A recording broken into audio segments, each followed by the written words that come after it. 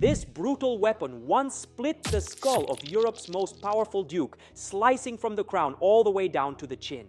What you see here are two exceptional late Gothic South German halberds, dating back to around 1490. These impressive weapons stand over 2 meters tall, mounted on a sturdy octagonal ash wood shaft. They feature a formidable long thrusting point at the top, paired with a sharp curved hook on the back, specifically designed to pull armored riders from their saddles. It is a remarkably rare and early type of polearm.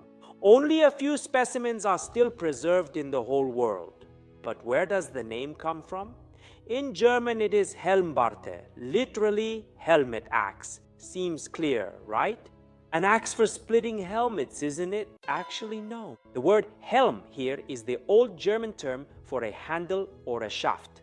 A Helmbarte is simply an axe mounted on a very long pole. It is important to note that the name refers to the shaft, not the helmet, and this German term became a major export. Over time, Helmbarta evolved into the French hellebarde, the Italian alabarda, and the English halberd. The weapon conquered Europe and its name did as well. Only later, in the 16th century, was it eventually remodeled into the halberd. And once the term helm disappeared from the word itself, its original meaning vanished along with it. The Germans, over time, completely forgot the shaft and reinvented the name entirely. Some people now heard an old word for fighting, while others simply thought of a helmet. Both of those assumptions came along later. So, which form is correct? The old one, Helmbarte. This is the specific term that weapon historians use to describe the iconic war weapons of the Swiss and German mercenaries, dating back to the period between roughly 1470 and 1530, much like these two examples here.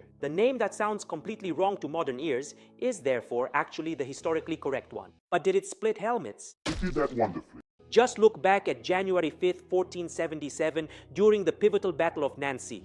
Charles the Bold, the Duke of Burgundy and arguably the wealthiest prince of his entire time, is soundly defeated, flees the scene, and is violently thrown from his horse. On the frozen ground, a single brutal blow from a halberd splits his skull wide open, from the very crown down to his chin. So says the Chronicle. 2 days later, they find him naked, looted, half submerged in a frozen pond, gnawed by wolves. The Duke is recognized only by old scars and by his teeth. A simple peasant's axe on a pole once brought a sudden end to a kingdom, and this humble weapon rose so high in status that it eventually reached the very heart of the Vatican. To this day, the elite pontifical Swiss Guard still carries it. These two rare originals from around 1490 are now at Hermann Historica, and you have the unique opportunity to purchase them in the upcoming new auction.